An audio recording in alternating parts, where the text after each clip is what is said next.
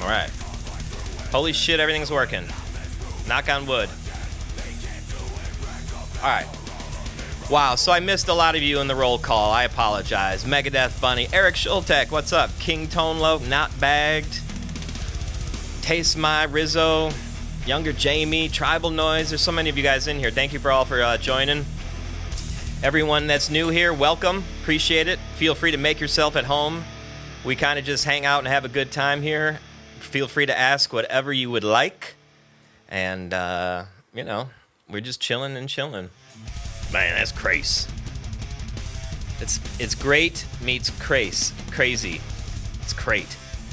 Crate, like the amplifiers. There we go. Great and crazy. I am still seriously contemplating Dave the Slave. Thank you. I'm not contemplating Dave the Slave.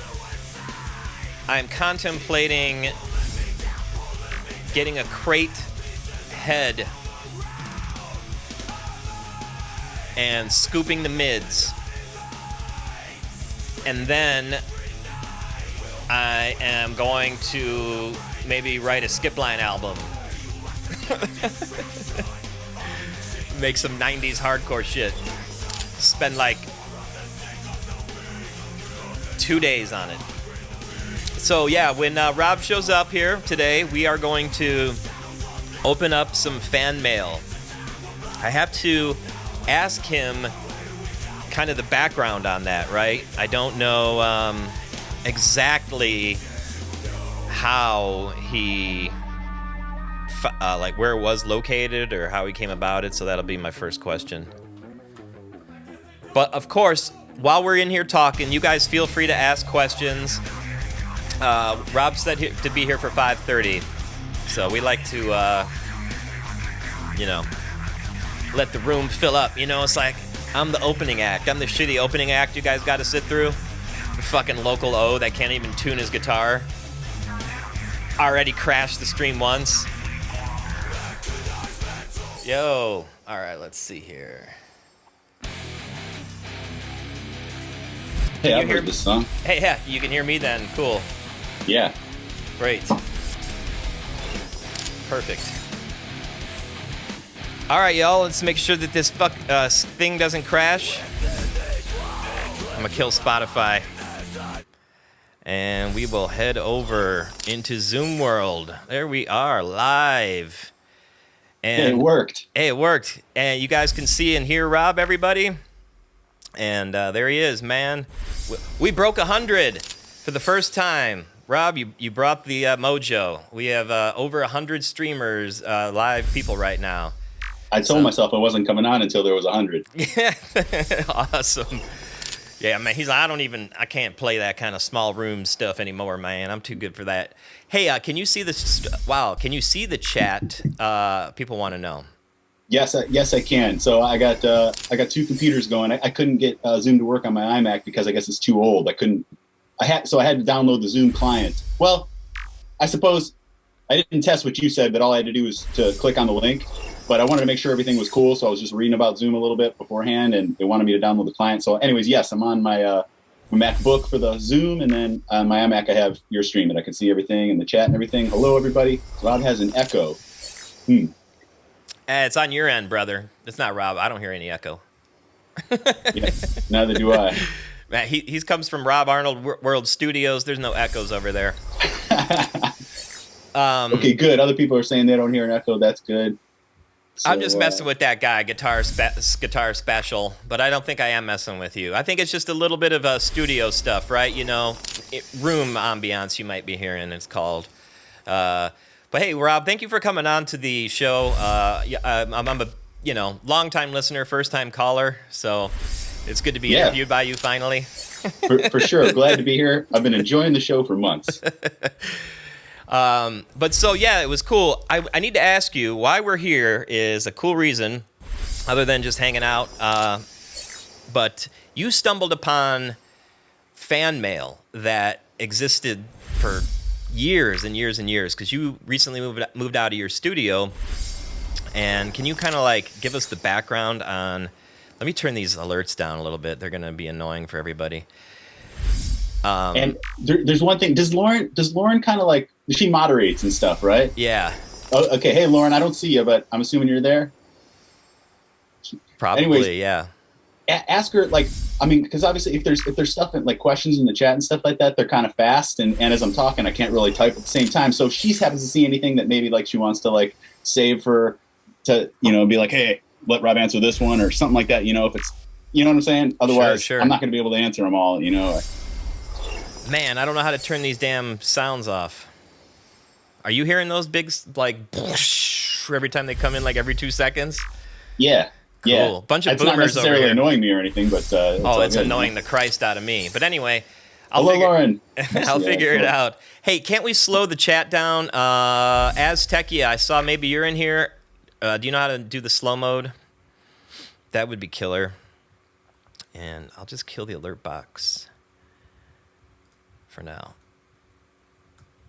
You there? Irish Todd. Okay. What's up?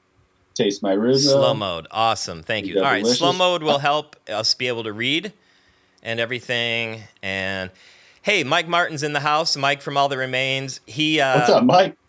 We go into his room all the time, and he's a big fan. I didn't realize that, but he loves the self-titled album and Resurrection and Everything You Love's one of his jams. So that's awesome. So we did a lot of touring with those guys right around that time.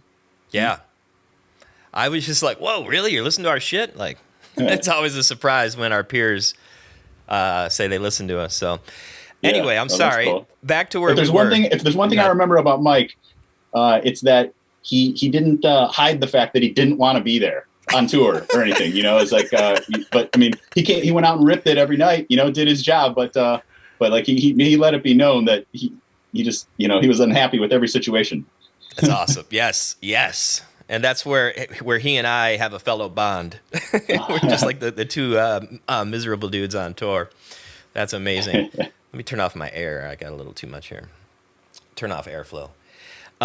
So we have stumbled upon, you actually did, these fan mail letters that have existed for a long time. And it happened when you were moving out of your studio, and I was wondering, like, if you could give a little background on that and how you came about it. Sure. Well, I actually brought something for show and tell here. Ooh. That I also came across. I don't know if you recognize these. I think you probably put them together, but these are the original like Camara press packs that we would send out, like even before we were signed to East Coast Empire, or maybe I don't know. When it was, but I don't think you'd mind if people see this. It's your old phone number and old email address. I don't know, but anyways, do you have a business card in here?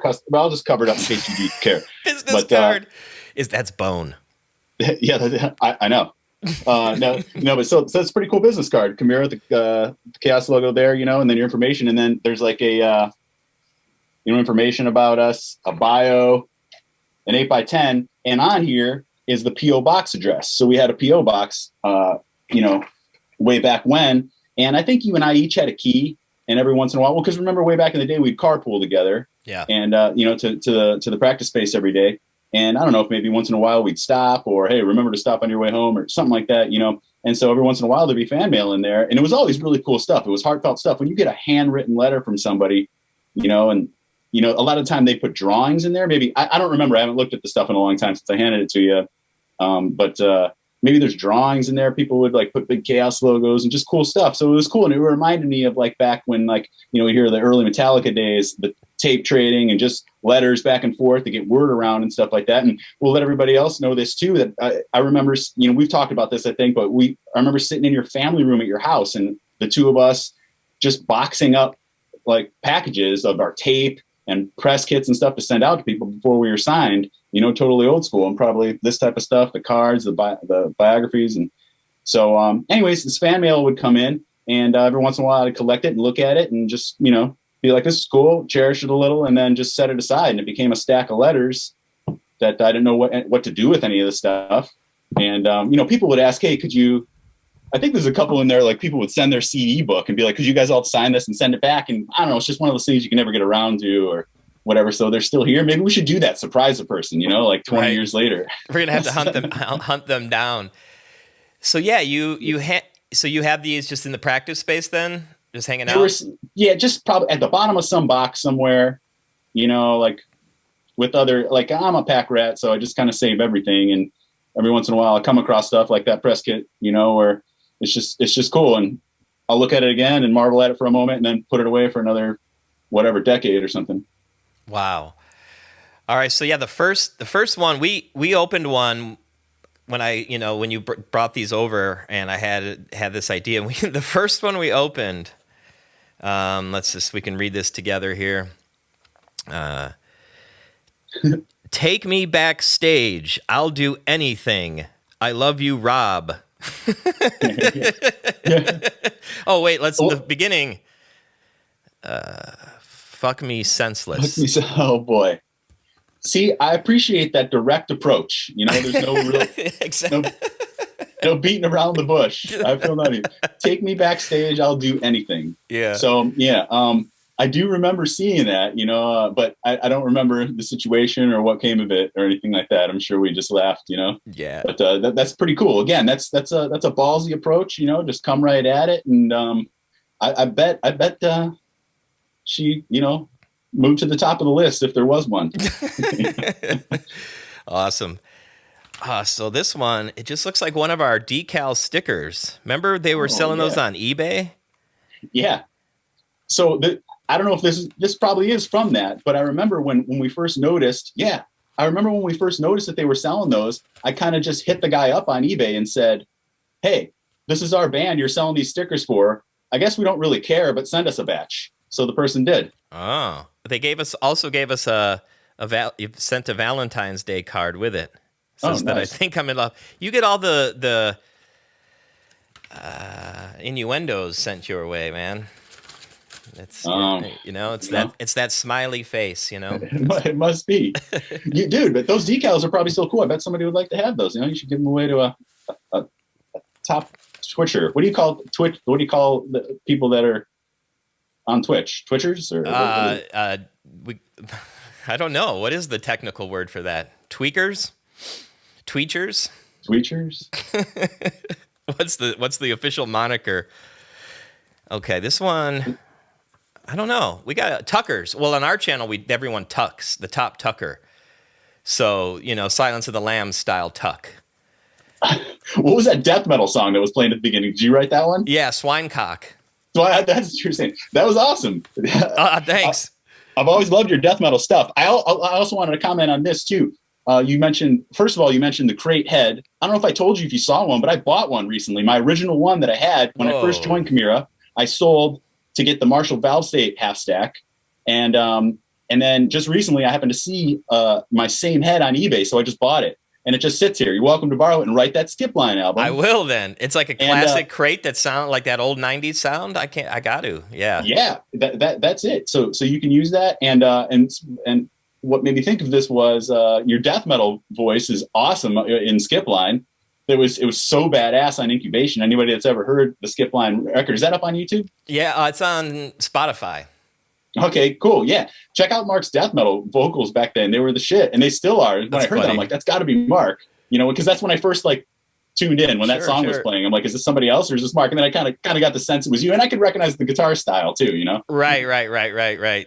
That's hilarious. Yeah, man. So all these songs that start off the intro are songs that have been written in Twitch with everybody. So I do it live, and everyone in here has helped me write the lyrics. So all those lyrics are from people in the stream. So, what's the story behind Sheilas and Blokes? Sheilas and Blokes. Well, we get a lot. This is a great segue to this next letter. We have, because I do the morning show, we get a lot of viewers from Australia in because it's evening for them. So, I don't know. I just had the guitar in my hand, and I adopted an Australian alter ego, and the rest is history. It literally flowed out of me. It was live, spontaneous, on the spot, and then somebody clipped it, and then I went back and recorded it. They've all got your style and touch to them. They all sound like Get Tough and Notes Don't Matter Nothing. Yes. Which a lot of people they've all got that vibe. Right. Yes, awesome. So this letter comes from someone in Findon, South Australia. I've never heard of Findon. in the year 2004. So what is this? 17 years ago, just about. This is too long. Is that the Holy first time shit, we this went is to a long Australia in fucking 04? letter. I don't want to read this whole thing. No, I'm just kidding. 2004. I think it was. It was the first time we went there, but we hadn't gotten there yet. So this is May of 2004. I think we got there September. For some reason, that's the first month that came to my mind too. So it must be. Yeah. I just want to say thank you for releasing The Impossibility of Reason. It came to my life at a time when nothing was going right. My mom sent me this album to me for my 21st birthday when I was in prison, and it blew my mind. At that point in time, I wasn't really interested in anything, but this album brought back my love of music and really helped me get my anger out. I would sit in my cell listening to Power Trip and sing along because the lyrics were everything I wanted to say to the guards, but I couldn't. Damn. I'm even thinking of buying another copy to send to my boyfriend. He's currently doing a 5-year stint in prison, and I think he'd appreciate it as much as I did. I'm home now and really looking forward to a tour, so I hope you're planning an Australian one. Well, we were. I've also got a question to ask. A DVD was released last year called Road Rage 2003, and I can't seem to find it anywhere. Is it available from your merchandising department? I don't have access to the internet, so it's pretty much impossible.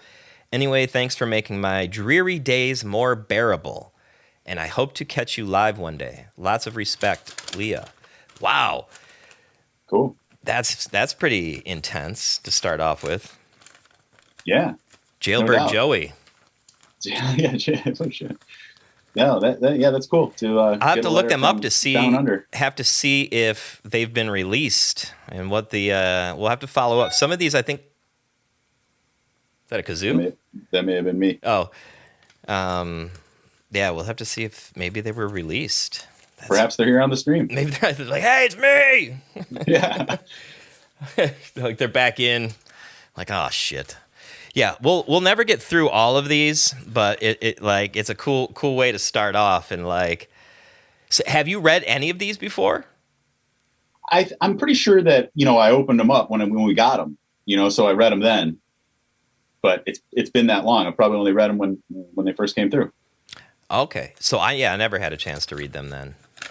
It's this one. Sorry. Sorry. Sound like Arnold there.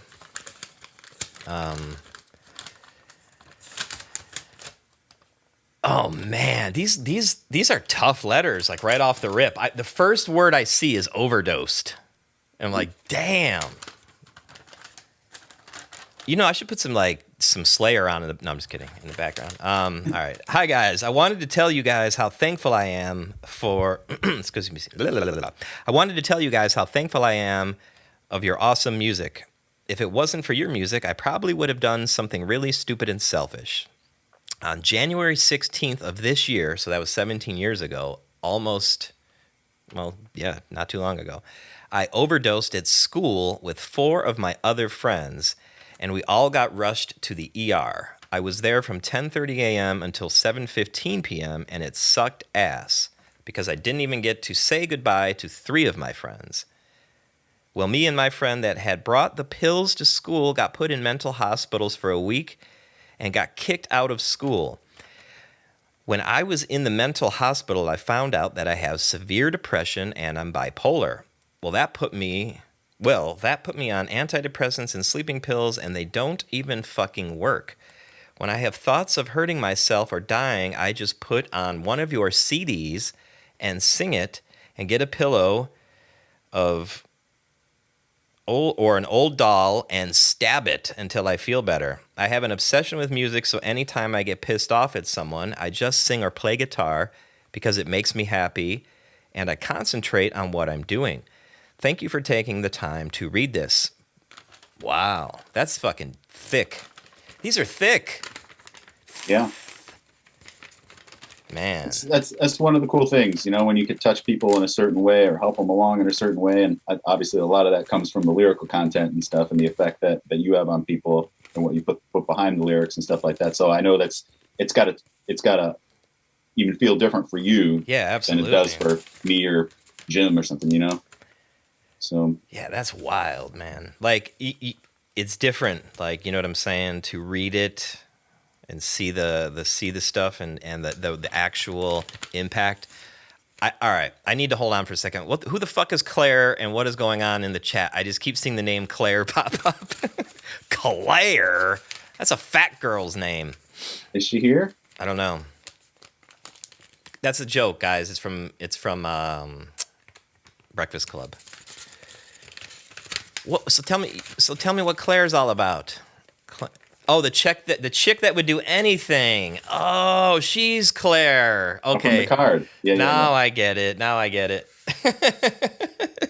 Like, what? I just keep looking up and like, all right, they're on some sort of trip over here with Claire.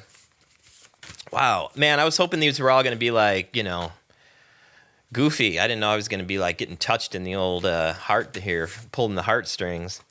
All right, let's see what we got here. All right, here we go. Chimaras. Camara, you guys are the awesomest band out there. I like awesomest. We're also the most expensivest. You guys' music touches me deeper than words. The album, The Impossibility Reason, is the shit. It fucking rules. I still haven't heard Pass Out of Existence, but I plan to buy it pretty soon. I bet it fucking rules too.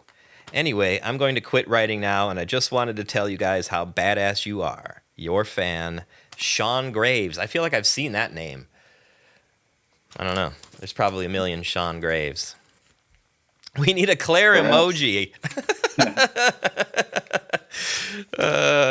Claire, where is she?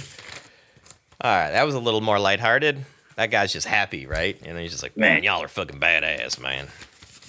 And the bright side of all those those deep ones or whatever is they made it through to the other side. Yeah. With enough whatever to write us a letter. So that's good. Yeah, like that's got to be. Are there any serial stalker letters? I don't know, man. We haven't got. Well, maybe Rob remembers off the top of his head, but this is all new to me, so I'm excited to find out. Maybe there are some creepy stalkers in there. Anything you remember? No. Okay. No one I am coming for you. Nothing I recall. Sleep with one eye open. Or like that Stan by Eminem, where it was ended up being the last letter Stan ever wrote. Oh. Hopefully we don't get anything like that. Right. Dear Rob, you don't remember me, but one time you made me sleep in a practice space on top of a cardboard box. I was your drummer, but I didn't play things. No, I'm just kidding. My name is Ricky Evans, and I'm just fucking with you. Like, where's this going? I'm just kidding. All right. Hey, guys at Camara. I know you probably get a lot of mail saying a lot of different things, and you probably don't have time for any of it. But I will keep this short and to the point. I thank you all for your musical effort and inspiration over the years. It has contributed greatly through good times and complete shit. Thanks. All I'm asking is there any way to support you in the hardcore scene as a whole? So if you have any extra stickers, catalogs, flyers, etc. laying around, send them my way, and I will make sure the appropriate eyes see them and ultimately support the band. Besides, I am almost a half-ass local to you guys, dudes from Mansfield. All right, at least that, not the Mansfield prison. Yeah. But, yeah. Hey, wait a minute, what? Scum between my toes. Sleep like Harry Potter, yes. All right, here's Lauren sending some screenshots for questions real quick. All right, Norway, are you planning to reissue the rest of the Camara catalog on vinyl? Didn't we answer that on your... You got to watch Everything You Love, episode 21, to find out the answer to that. Younger Jamie, shout out Rob's YouTube channel, and if you can, if you're still in here, there it is. Boom. God, you're fast. That's why you're Younger Jamie. Thank you. My latest video you'll see on there, where Mark was a guest on there, and we talked all about the Age of Hell vinyl re-release and answered a bunch of questions, such as, will the other ones be released on vinyl? There you go. I don't know if you'll be happy with the answer, but it's not a no. It's not a no. Yeah, but tune in for that one. Any new progress made on the Big Boy guitar investigation? No.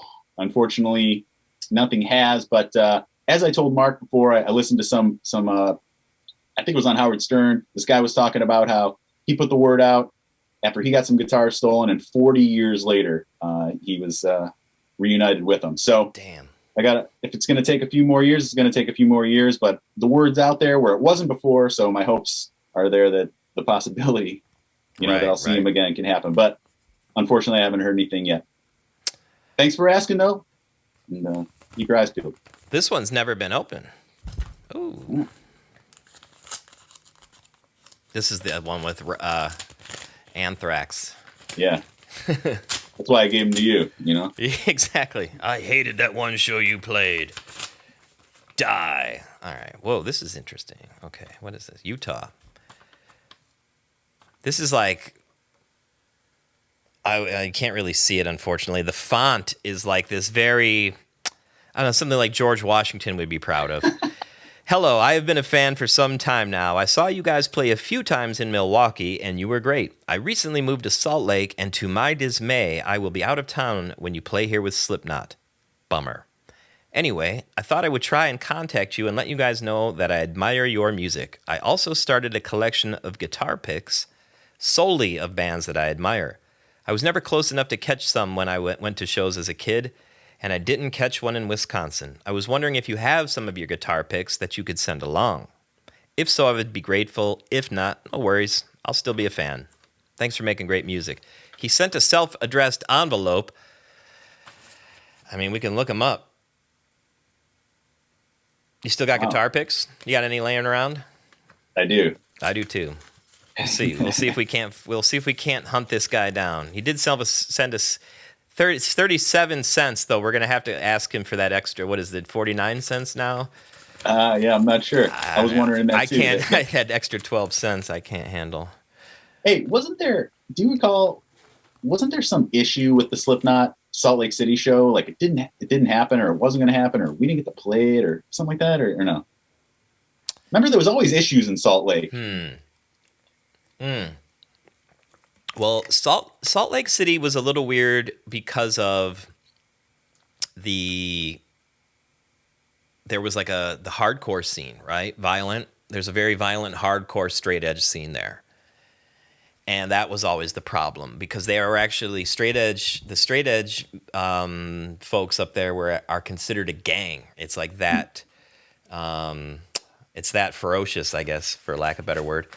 Wow. So there were always problems with that, with like extra security, or that's where Matt got jumped, right?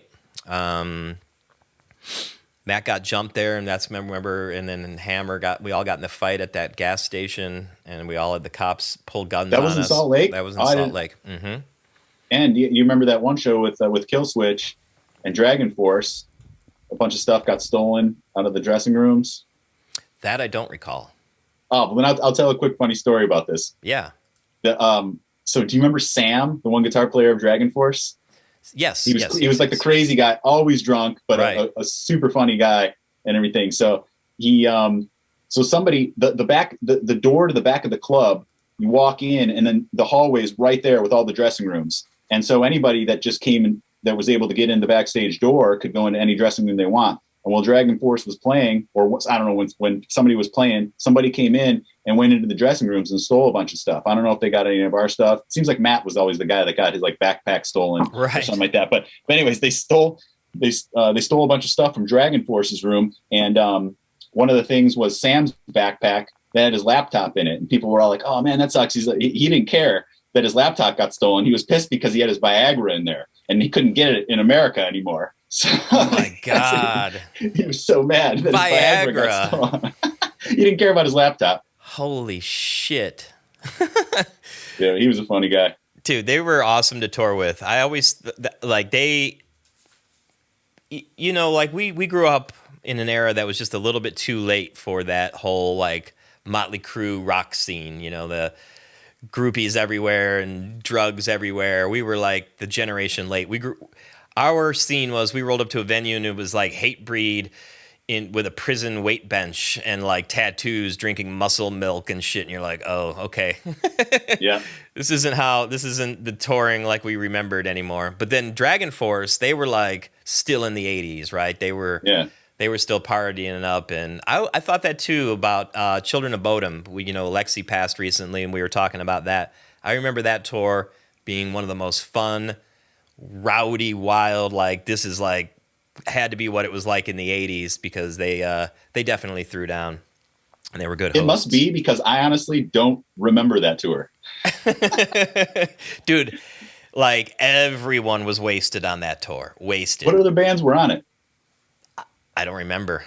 Yeah. Like blackout drunk every night. That's like bad. That was bad. Like they loved to drink and they would just come up on the bus. I have pictures from that tour. We did a week with them. The shows were all fucking packed. We did like Canada. It was sold out. The Cool House, that awesome venue that we played with Slayer, where they had the steak and shrimp. Remember for catering? I don't know. Oh yeah. How do I fucking remember catering from 20 years ago? But I can't remember. Because those are the things that are important. I guess to those us. are People the don't things that understand. matter. Yes, those are the things that matter. Getting fed steak and shrimp in Canada on a Slayer tour. You'll never forget that. That's true. Speaking of Slayer, here we go. Man, that's the universe is weird like that. What's up? This guy. He's doing what's up. What's up, Camara? Anyways, I have been wanting to write you all for almost a year, so finally here it is. Not much, but definitely something worth listening to. I am and have been a true diehard fan since After Pass Out came out. What a fucking awesome record. Truly groundbreaking for me, and maybe a twist back to my music roots again. True heavy metal, and maybe new, because it is, but true heavy metal. I love it. He didn't say, NU, but I know what he means. Sure. NU with the umlauts. Also, I'm not that old, 22, but have been listening and going to metal shows since 98 and have seen and heard a lot since then. Just wanted to say y'all slay some ass hard. Whoa, where's Irish Todd, the slayer of ass? Is he in here? Pass Out easily. Yeah. Pass Out easily became my favorite CD and then eagerly awaited Impossibility and absolutely loved it. Pure Hatred is bad fucking ass. And so is the number 7 process. Everyone in here, number 7, they'll understand. Process. I'm also a huge fan of just heavy instrumentals. Metallica, Stuck Mojo, Cannibal Corpse. Anyways, Implements is so cool to listen to. Such a good last song for the record. Uh-oh, he has a complaint. I missed you guys' show at the back booth in Orlando, Florida a few years ago. I also missed you guys opening for Slayer in Jack's on Halloween. I remember that being one of the craziest shows we've ever played. Slayer? We played Jack's with Slayer? It wasn't Jack's, Jacksonville, he meant. Oh, okay. Yeah. You're thinking Jack's... Norfolk or somewhere in Virginia. Imagine Slayer playing that shit up. Yeah. Here's your pasta. Remember that? Yeah, I was going to say the same thing. A fucking clown. All right, we walked in on the last end of the last song, and it was the first hearing you, and I liked it. Anyways, I thank God for Camara playing Ozfest 03 in Florida, and I need a fix bad. That is so cool. All right, play Daytona headlining, please. He's only ever written to one other band, and ISIS. Can you send some cool stickers or autographs? All right, pretty cool. Slayer in Jacksonville, Halloween night. I'll never forget that one either because that was a rough crowd for us. They were like extremely eager for Slayer. You're talking like the pinnacle, like Florida dude, like Florida heavy metal dudes drunk on Halloween night. They were not ready for anything but Slayer, but we got through it. And then I remember watching Slayer and their crowd, by song 2, the ambulances started rolling in. It was so intense. They had some of the craziest pits. Like, you remember a couple of them, like, I think someone died tonight. Like, that happened. Yeah. Like, there were, like, it was fucking insane, man. Plus, with all the Jägermeister, it just got out of hand all the time. Do you, what do you remember the most about the Slayer tour? The first thing that comes to mind is us heading out to New Orleans for the first show. We're going on tour with Slayer, and like a block up the street from your house or whatever, the trailer broke off the RV. Do you remember that? Mm-hmm. We're like dragging it. Yeah, that was our first thing. We had maybe just like left. It was up by Boston and Pearl, like where your old house was. Yeah. And so I think we drove to New Orleans. We're like, fuck it, we're going anyways. Like with a broken trailer. I think we just pulled it by the chains, like Fielding was on that tour, right? Yeah, for sure. Yeah, so I think he rigged it like so it held it up just by the chains, and we were just like, we're going, and then we got it fixed maybe like a couple days later or something. But I remember pulling up in New Orleans and just being like seeing Slayer and then seeing them watch us sound check, and all of us were just like, whoa. That And was then intimidating. afterwards, and being like, come on up to the dressing room, and they had just all this after show food. That was our first experience, I think, seeing after show food and stuff like that. And we were like, whoa, this is awesome. They got and it was great. They were super cool, and that's just the first thing I think of with just the opening night, just how killer it was. Yeah, absolutely. I remember being so intimidated at that sound check. I'm like, oh my God, they're going to watch us? Like, that was just so awesome, but yet, like, holy shit, I can't believe they're watching a sound check. That's scary. Yeah. Kerry was super cool. I remembered that too. He invited us right up, shots, and very gracious hosts. And they were always like, just say, man, make yourselves at home and whatnot. Someone said Fielding is in here right now. Is he? Hey, Fielding, where are you at? I don't see where you at. I don't see the screen name yet. Ryan, if you're here, show your face. Yeah, what's up, man? I remember being just so impressed with Slayer's gear too, like just standing that first night, seeing Kerry's Guitar World, just like dual rigs, like a full backup of that, and the guitar boats and just everything, and how their techs worked and everything. And that was just super inspiring for me, because I loved that world of, wanted to have like all that gear and backups of everything and all that kind of stuff. And it was from seeing Slayer like that, Oh yeah, sure. Gear, dude, their gear was all like, their guitars were sick. And I just remember like the techs being on point, they even like to the point where controlling certain aspects of gain for feedback. Like Kerry would walk up, and then was it Armin, right?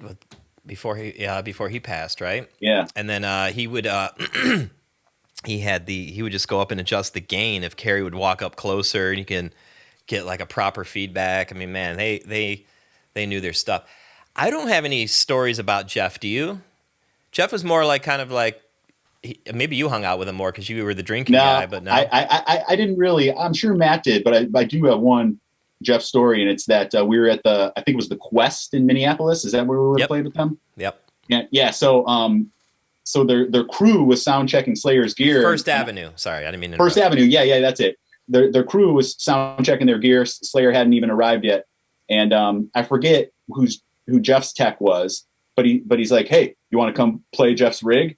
And so I grabbed the black Raiders guitar, the ESP one, and I remember I just sucked. Like I couldn't. I'm playing Jeff Enneman's guitar and his rig, full volume, Marshall stacks behind me and stuff, and I just sucked. I was like Marty McFly when he's disappearing, like, and he can't play the chords, and he's and that's what I remember from that. I was just embarrassed. I couldn't. Paul, hey Austin, what's going on, brother? Yes. How you doing, man? Good to see you. Was Warren Lee was it Warren? I definitely remember Warren. I don't remember whose tech he was. Oh yeah, because the drum tech, what was his name? Chris or Brian or something? Or the guy, he ended up passing away. Yeah, he passed away as well. Man, that sucks, man. It must have been Warren. Yeah, it had to be. Or he was Warren. Tom's tech. Warren might have been Tom's tech. Yeah. Yeah, I don't remember. Walter Sup. Hey, Austin, I was talking about some of your names, man, the other day, like, Todd Lurdix, and, throw some names in here while you're sitting here. Please, because you're the king of that stuff. He did both. Dr. Ikwan, Dr. Edith Ikwan. Edith Ikwan. Burn to a Crisp says, that's right, Warren did both Tom and Jeff on that tour, perhaps. Who's Burnt to a Crisp? Is that Fielding or no? No, that's my buddy. That's my buddy Justin. He's actually the one I was talking about in the interview I did with you that tested right on the mastering for Age of Hell. Cool. And thanks for your help. He's the bouncer of when I do live performances in here. I have a bouncer. So, he stands there and you can, let me see. You can see the Twitch screen? Yeah. Okay. So like, let's see, where's my stage here? Oh, that I see. Is that little So emoji there? yeah, so the guy, Or, the guy with the yeah. beard in the corner with the Oh, champagne next to right Russ on. Henneman. Yeah, you don't want to mess with him. Yeah, that's the bouncer. Cool. Yeah, that's Justin. He's the bouncer. And What up? he's also the skip meter. So when we listen to music in the morning, if a song sucks, everyone starts saying skip, skip, skip. His face, starts to now appear, and everyone knows that the song's gonna get fucking skipped. Ah, okay. He's the resident grouch, you know. Okay. So, my biggest recollection on Slayer was, well, there were so many great moments, but there was that one night in Pittsburgh, and they were having like a really intense show, and the crowd was going crazy. We were playing at, it wouldn't have Electric Factory, or is that been, no, that's Philly. Philly? Pittsburgh. It was I way remember. too small of a venue. Yeah, I remember the venue. I mean, I can picture the club. Robert, Can't what was think that it's called, called? though. Robert the 17th will know. It wasn't Club Laga, but it was almost as bad as that. But anyway, this venue, Metropole. Thank you, Robert. Yeah. It was way too small, but anyway, it was packed. There's like 1,200 people just stuffed in this place, and they're just going absolutely mental. And I look over, and like Slayer must have skipped like 3 or 4 songs, maybe even 5. They just skipped like a chunk of their set list, and I'm like, holy cow, maybe everyone's just going like so crazy they gotta like, hey, let's get out of here, man. This is too brutal. So I remember going out and asking Carrie after the show, I'm like, hey man, like, did you guys like skip a bunch of songs because the crowd was going so insane and you didn't want people to get hurt? He's like, no, our stoner singer skipped over it. Yeah, that's He right. skipped Yeah, I over the remember. entire block. And I'm like, Yeah. so you just didn't go back and do them? He's like, no, just deadpan. Yeah. Tell your story about like when you were at the bar with Carrie and you're talking about messing up. Oh something. yeah. We played. Chimera played. Dog alert. We were playing. We played a show and we had a terrible, snafu or whatever. Where like, Andals starts playing Split, and you and Matt and Jim start playing Forced Life, or maybe it was something. Yeah, I remember something like that, but just awful. And I remember just telling this to the story to Carrie. I'm like, oh, I was so embarrassed. I'm like, have you guys ever had a mistake, like that? And he's just like, no. He's just fucking deadpan. No, they've never made it. But then he like of course he laughs and he's like, tells us a time when they were at a giant festival and apparently, they had the same sort of thing where one dude's playing, Rain and Blood, and the other guy's playing Angel of Death kind of moment. They're all playing the wrong song. It happens to the best of us. Yeah. And, but yeah, the Carrie's great at the deadpan, that absolute deadpan delivery. Nice guy, man. Yeah, that was a good time. They were great. Treated us like kings. And let's see what we got here. Let's open up another one. We got a little bit of time here. Thank you for hanging out with us here. We got still over 100 strong. Thank you guys for sending in the questions, chat room. You guys are saying with the Doge sighting, yeah, we got a little cupcake side lick. She got that side lick. That lickety lick. Hey, lickety split.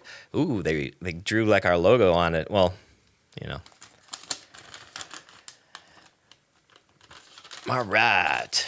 03 now. This is shortly after Impossibility came out. My name is Brian Wilcox. I heard the song Dead Inside about 2 years ago on a late night metal program on 106.1 WG in Orlando. The song was badass, so I bought Pass Out of Existence, and then all my friends bought it, and now I just bought The Impossibility of Reason a couple of days ago, and I let my friends listen, so now they all bought it too. I was thinking, and I never heard about Camara playing here, so I was wondering if you could send me a concert tour list on your fan mail or something, and you should send me you should send me a large Camara shirt, because I can't find one anywhere. I'd really appreciate it because I've got to represent the best metal band playing right now. If you send the list or a shirt or anything, please send it to, and then he sends his address. Isn't that interesting? Like how the internet. I was thinking, did we have tour dates online at that time or no? Probably not. Yeah, we absolutely had that, but at the same time, right? It's not like how it is now, right? Yeah. You got to think like 03. Yeah. Some people probably still had dial-up even, right? I don't know. I'm not an I doubt anybody had the internet on their phones then. You know, There's no if it way, was, it'd probably just be text. You know, so texting was happening though. I remember T9 texting happening when we were touring, but yeah, that's interesting. What's the internet? Yeah, yo, I like your riffs. Send me a shirt. Pretty much. Yo, man. How it works. Oh, here's a card. I like the cards in my book. Oh, this one's addressed to Ricky. Well, along with us, not just Ricky. So this would have been 04 as well. We these must be, the majority of them must be from 2004, I wonder. Unless that's just the top of the list. Maybe I'll open one from the bottom and see if it's older. Maybe they're in some sort of order. Download Festival. Just a card to say thank you. Thank you for giving us beautiful music. Thank you for coming to England so often. You were amazing at Download, and you opened the weekend perfectly. For the Nottingham and London shows of Road Rage Tour, and a big thank you for playing Severed at the London show on February 6th. Whoa, that's right up around the corner. It's overtaken Pantera's Walk as my favorite song. Keep playing music and I'll keep on coming. I never thought I'd love a band more than Pantera, Pissing Razors, Dry Kill Logic, Fear Factory. They all come close, but it's Camara I love, your devoted fan. Helen. Download, the one we opened. So, 03. Was that 05 though we opened? No, 03 we were the first band. Oh, you're right. We opened it twice because we opened the main stage in 07. That's what I'm thinking. Did we open the main stage? What? I think so. I may we be were wrong. right. We were before or after Reuben. I'll never forget that. Reuben. Yeah, it's like right. You know, the sandwich. Yeah, I don't know. Yeah. Well, it was just weird. Camara, Lamb of God, Slayer, and Reuben. What the fuck? Reuben. All right, let me open one from the bottom. Let's see what we get.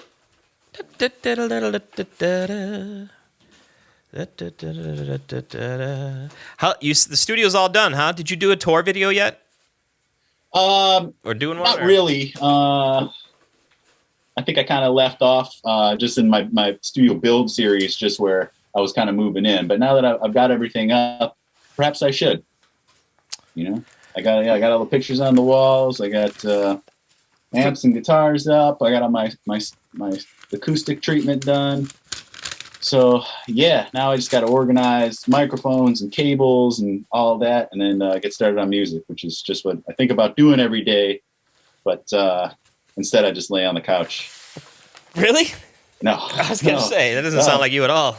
Well, got to make YouTube videos. Yeah, I was gonna say all that, you know. So I'm the guy that lays on the couch. That ain't you.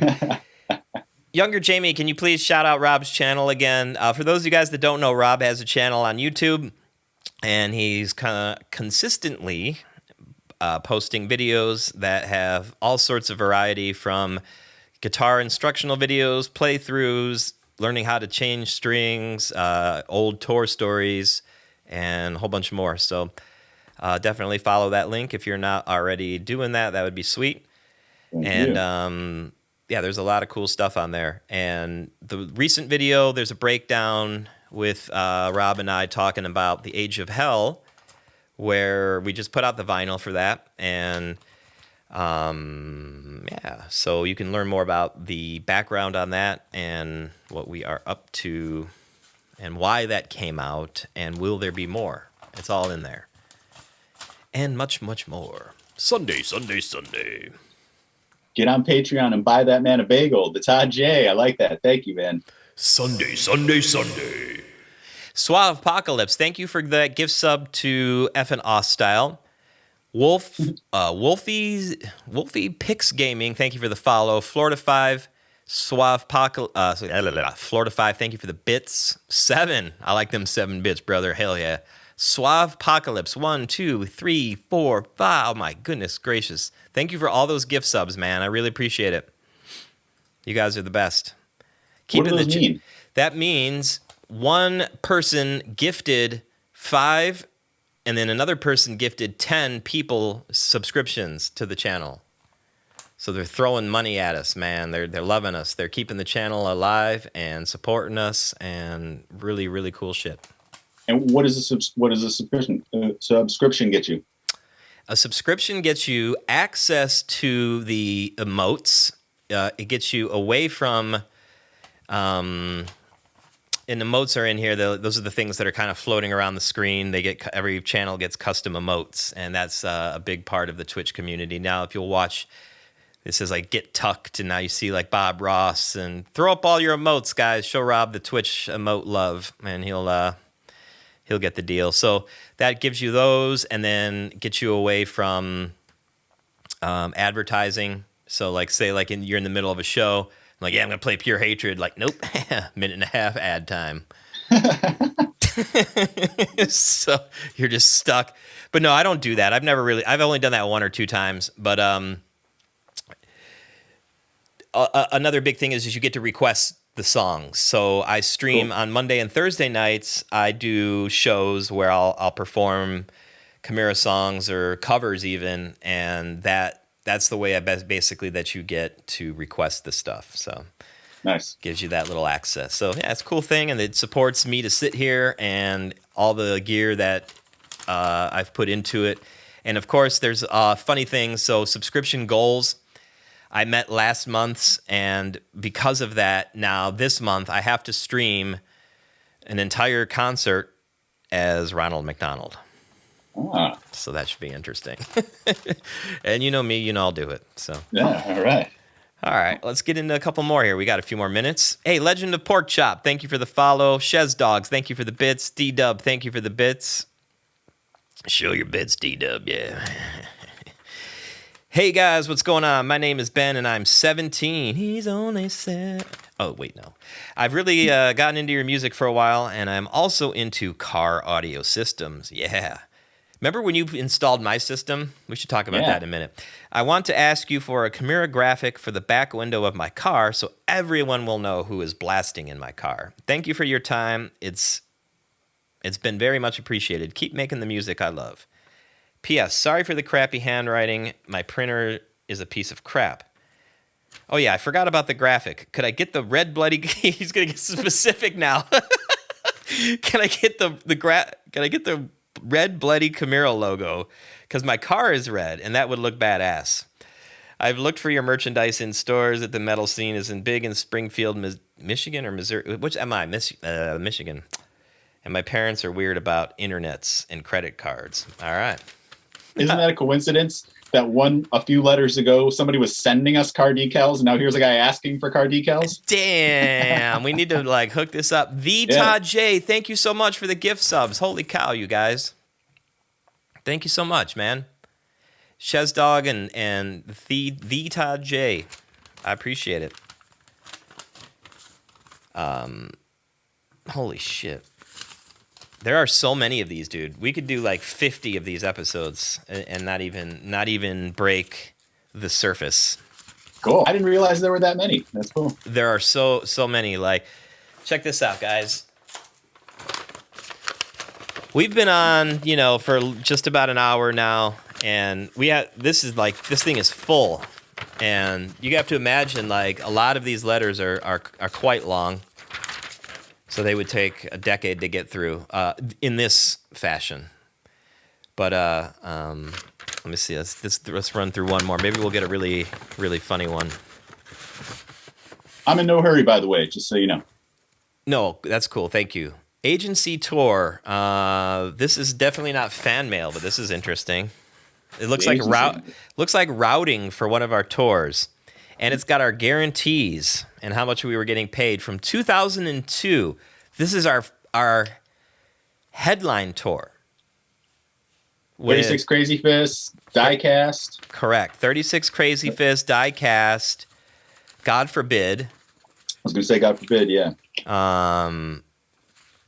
You guys, how much do you think is the most? Let's see if the crowd knows out here.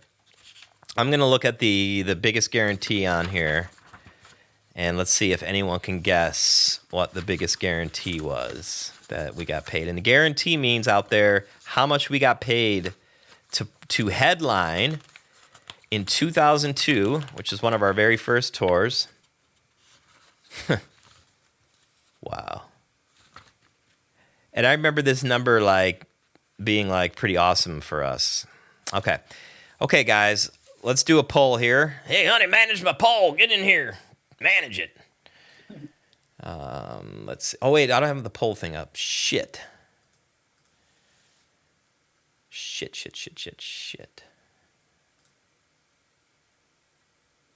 I'm curious too. I don't remember what kind of numbers we were pulling in. Okay, we pulled it. It was a full U.S. tour.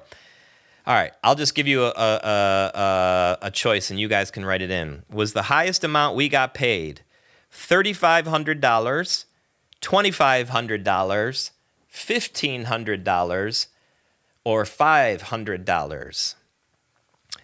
So that would be the highest you think we got paid in 2002 as a headlining artist.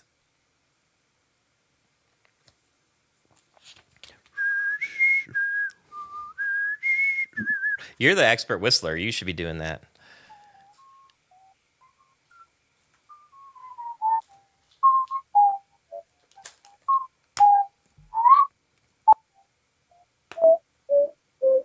Whoever said 1,500 wins.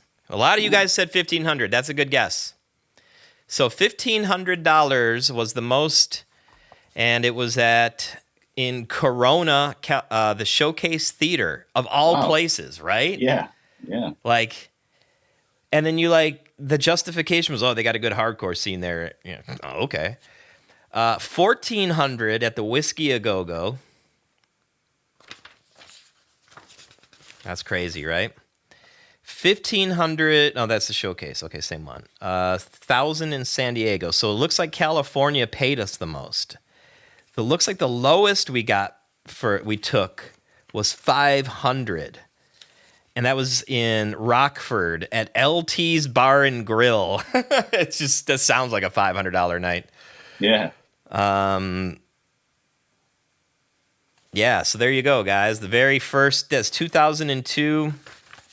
We're getting paid, let's see, we get 1,100, 650, 1,400, 900, 1,000, 300. Oh, there we go. That's even lower. That's the lowest. Bash on Ash, Tempe, Arizona, $300. What? Yeah. Dude, I remember that show being so shot, though. Do you remember there was like that two-piece band? Jucifer, yeah. We talked about them on in here. Hey, this is weird. Back booth, Orlando, that letter we just read. We took 300 there as well. That was the guarantee, $300? $300. The fuck were we thinking? Like $300. Yeah, go ahead. It's whatever. Yeah. This gotta is pay what your dues, right? Yeah, you got to pay your dues. This is what the venues would take a chance on the band, right? So you're trying to put a tour together, and it's the agent's job, right, to get the best guarantees, and they fight for you and try to get the most money and route a tour. So sometimes you just have to take a lower guarantee because you're trying to get from point A to point B that are paying you more. So like we'll get paid $1,200 in Dallas, which is a good guarantee, and then you can see that we get 900 in Lubbock on the way, and it's like, okay. But not as much, but still good. But then you're going towards California, and the only thing that's really on the way is fucking Arizona. And if the dude in Arizona is like, I'm only giving you $300, you have an option right then and there, because you're either going to sit and not make money and have a day off, or you're going to try and go and make some money and some merchandise, and then get to California where we see the guarantees go back up into the thousands again. So that's kind of how that worked. And that's, what that's the whole band gets paid that, man. That's got to pay for everything. It pays for the gas, hotels, road crew. That's your business, right? Like, instead of it being a band, we're Starbucks. That's how much Starbucks took in that night, $300. We got to keep the electricity on. We got to pay the staff. We got to pay for the cups. We got to pay for the creamers, the fucking machines. So it's just, consider that a bad day, slow day on the job, right? That's kind of how you have to look at it.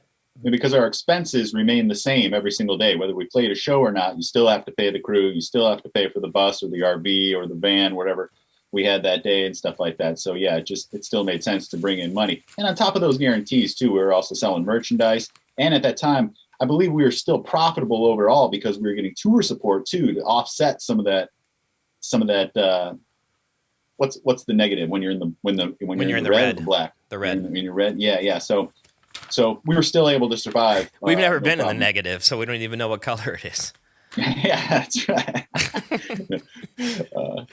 But yeah, exactly. Our money doesn't stay the same, and I forgot about tour support was something that existed when we were coming up, and we were like kind of one of the last eras that still got tour support, because after us, the generation started going into the 360 deals and everything like that, and then record contracts started changing. But we were given tour support, and what that means is the record label would invest, let's say, maybe for that particular tour, I'll throw out a bullshit number, $20,000 extra. So in addition to all the money we're getting paid in the 20, 30 shows we do, let's say that's $20,000 it comes out to be, then Roadrunner would put in another $20,000, and then let's say maybe merchandise on the whole tour did $20,000. These are all bullshit numbers, by the way. I'm just trying to make the math easy. So therefore, you have a gross of $60,000, and then you have to pay all of your expenses, and your managers and your agent and your lawyer take a commission, and then at the end of the day, whatever's left over is the profit, and then that is what's split up between the band.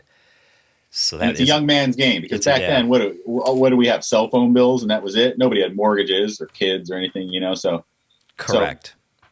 Yeah, we had nothing to lose. Yeah, we could survive on making, $1,000 for a month or something like that, and that was the life. So I mean, per diems were big for us. Remember, like, hey, can I get my per diem?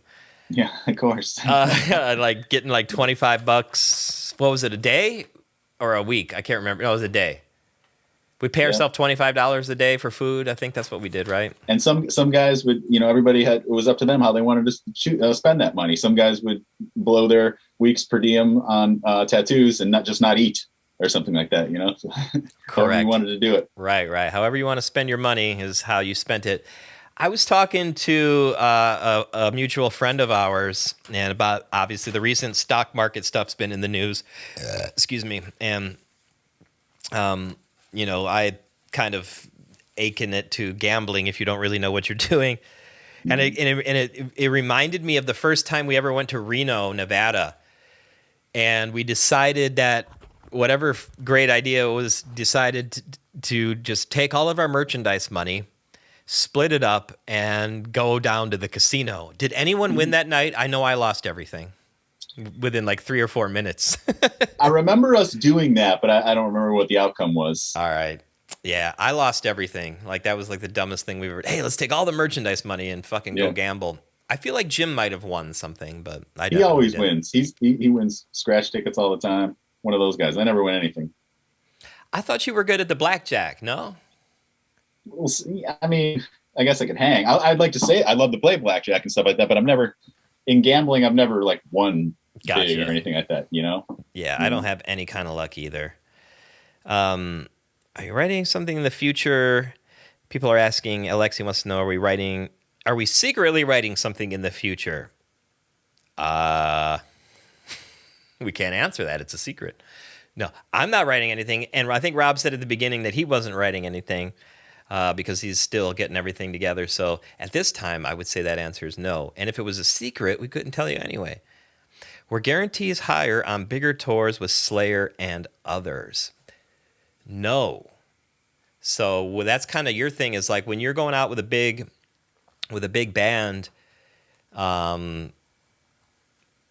that's kind of onto your up to your record label to help you through that, right? Like Ozfest, bands didn't get paid, right? They had to pay to get on Ozfest. Think the tour we didn't have to pay this. We lucked out somehow. I don't remember how, but we got lucky because a band dropped off and we just were able to fill their slot. But it was a $70,000 buy. I think $70,000 buy on to Ozfest, because you're buying that exposure for young bands to play in front of huge crowds like that. And I'll just answer. give a little answer to that question. Bigger tours, bigger bands, you get paid more. You get paid your value. So our guarantees on a nightly basis increased over time as our value rose for the amount of tickets we could sell, and the amount of bodies we could help bring in. So a band like Slayer, it doesn't matter if Camara's on the show or not. The same amount of people are going to show up. But later on, when we're out with, Kill Switch or something, they know that we're going to bring some tickets or something like that. And so we probably got paid more on tours later on for sure than bigger tours that we did earlier on.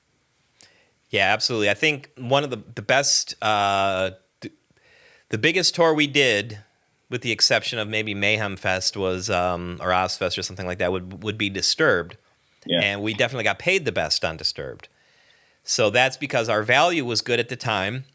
We had a brand new album out, and that was a very large tour that they can afford to pay a good salary. So you have to think of like the size of a venue, right? And if you're playing in an arena with Disturbed, chances are, the guarantee for the entire night is going to be very high because there's a lot of people, 50, 60, 70 sometimes dollars a ticket. Do the math, right? 20,000 times $70. There you go. That's the gross for the whole thing. So anyway, versus when you open up for Slayer at Metropole in Pittsburgh for 1,000 people, not as much money to play the support act. So Slayer takes the big enchilada there, and the support act, when we're a brand new baby band, there's not much money to be made. We're there for the exposure. Yes, Tajay, music as a weapon. And turn it around, we then did the same thing when we would headline tours, and we would take out small bands who were just looking for exposure. Their label would have to kick in for their tour support, or, it's all relative. Correct. Yeah, exactly. And then even later, we actually got to experience having bands buy on. Like that was like, you get to a level where bands actually pay to be on the tours and everything and help contribute towards the marketing of the tour and whatnot. And that's a cool level to get to as well. I mean, it's good for everybody, right? Like if you're able to, get that sort of, for the up and coming bands, if they're able to get themselves on a big slot. I'll never forget one of the first tours we did was that with that band that bought onto the Danzig tour, Damaged. Damaged, yeah. Man, they spent a lot of money, but like every night they were playing in front of 800 to 1,000 people, whatever it was. So. Yeah, where otherwise they would have never had that opportunity. So yeah, it's beneficial for all. Yeah, absolutely. You have the program from you met Suicide Silence. Yeah, I forgot Spineshank did a couple of those Music as a Weapons. That's right. They reunited for that. Yeah. Holy shit. Yeah, there was like an outdoor stage that like a pre-show thing, a parking lot shows, right? Yes, that's right. And Suicide Appliance. Suicide Appliance. Yeah, I love Suicide Appliance, man. The dryer. Maybe Born of Osiris? They might have played a couple. We should ask them. Cameron jumps in here every now and then. He's got a Twitch channel. And yeah, I love that band. And yeah. They, that sounds familiar too now that you say that. There were a lot of cool bands that played outside. Actually, Lauren's brother's band played in Nolans. Remember that? Yeah. And they had like a whole contest for local bands to get to open basically every night in the parking lot. That's right. Do you have to pay back your tour support money? Good question. Of course.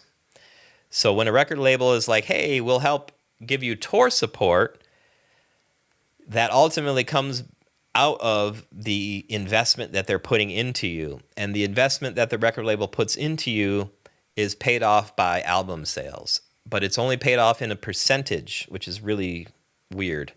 It's good for them, not good for the artists. I think it's like 80-20. It's like, maybe a fraction off here or there. So 80%. So, okay, let's do the math real quick.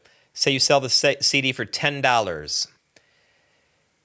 $2 of it goes back towards the money that you borrowed from the record label. And the $8 goes just straight to the record label's profit. Do you understand that? So everything the label gives you is what's called recoupable. You've probably heard that term. And you pay back what you need to recoup through album sales at a rate of 80/20. For every dollar, we would only 20 cents of that, or $2 per 10, would go towards our recoupment. So I heard once early on that less than 1% of bands have ever recouped fully, but there's a lot of bands. So again, that's just something that's relative. Yeah. And I think there only one band in the history or something of Roadrunner that ever recouped, and it was because they took like a really small deal or something, and they had a ridiculous blow-up album. I don't even remember who it was, but it was only one out of the whole history of the record label. Yeah. Essentially the Mafia. There is a good movie, and I think it's on Amazon Prime. It's called Cadillac Records. And it's a true story about the music industry in the 50s and how they basically got to this point of taking giant royalties away from artists and owning masters, and essentially, the main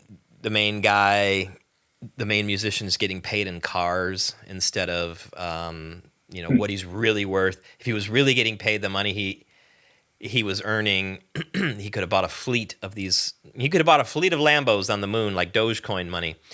So yeah, it's a great movie, and it really kind of gives an insight on.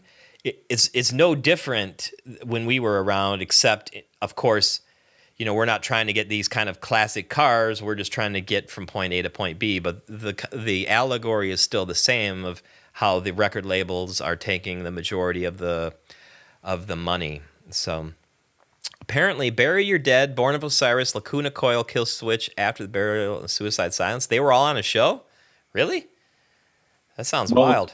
Lacuna Coil and Kill Switch were inside with us. Right, I remember that. That's what Todd's referring to. Yeah. Free Jackson to Jill. Voorhees, you try to spend money on merch. That's the best way for bands to make a profit. What up, Rick James, too? When you go and see a band play live and you pick up their shirt, chances are that money's going directly to them, but you have to also remember, excuse me, I have indigestion, a percentage goes to the venue, a percentage goes to the manufacturers, the cost and everything. Sometimes they're paying somebody to sell it.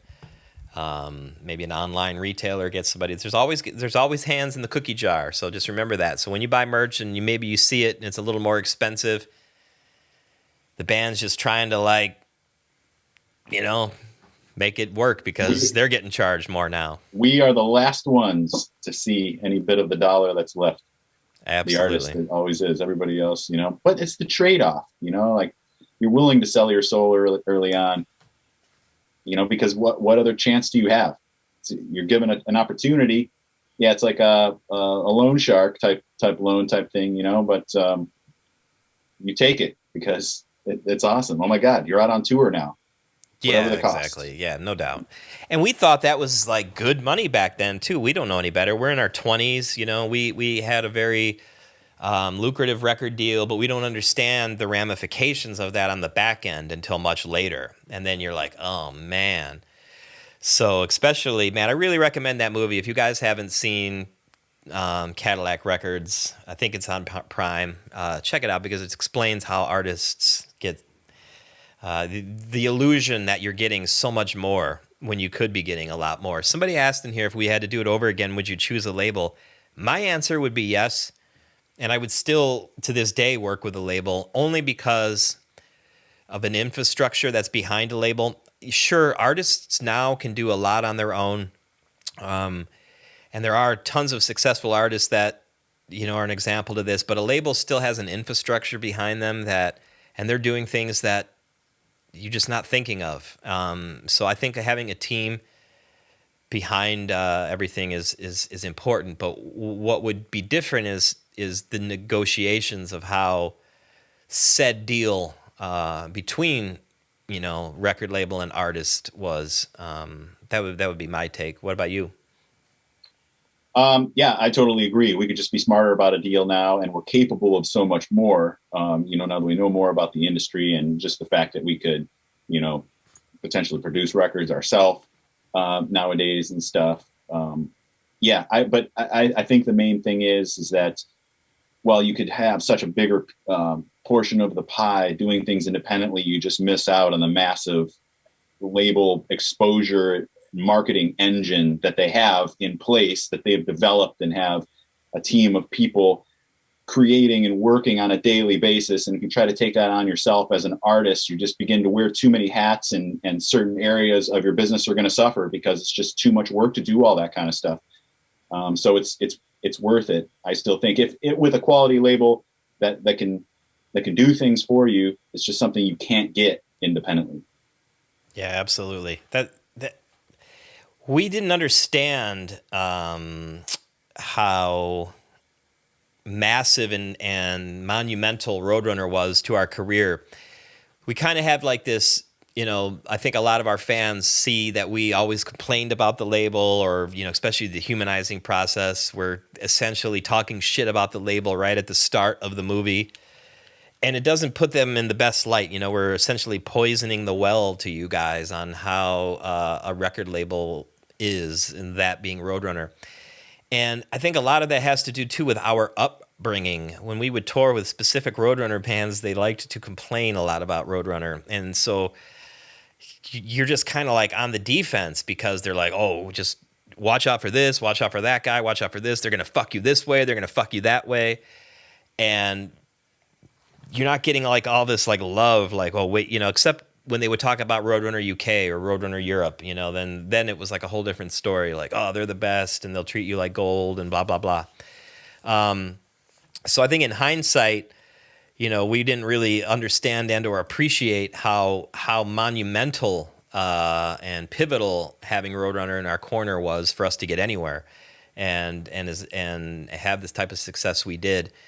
And I think so many, we were so busy like in the defense because we're trying to protect our assets, trying to grow. We're also in survival mode, because then you're like, Roadrunner has such a good lineup and a good roster that you're competing with those bands to get tours. And you're like, oh, fuck, El Nino got that tour. We wanted to get that tour, right? And then it's just like, then you have a little bit of resentment towards El Nino. Like, why is El Nino getting all this love? Hypothetical, but it's just how it is. And you don't really appreciate it. And then you leave the label and you sit back and you age and you're like, oh, wait a minute.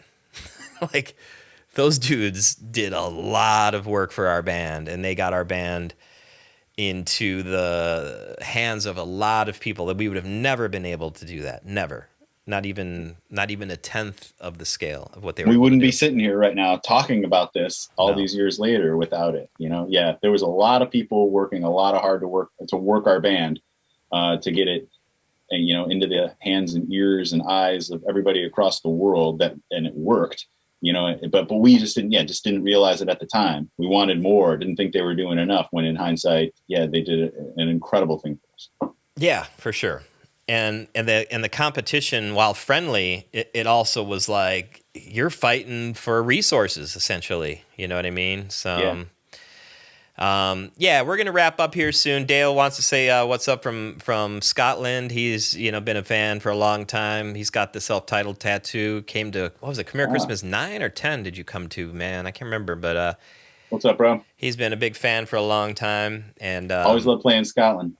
Yeah, Scotland is always great, mate. CC9. Ondos, can I have your pick, mate? Yeah. Yeah. So what else you got going on, man? For those of the guys that aren't following you, now's your time to give yourself some shameless promotion here, man.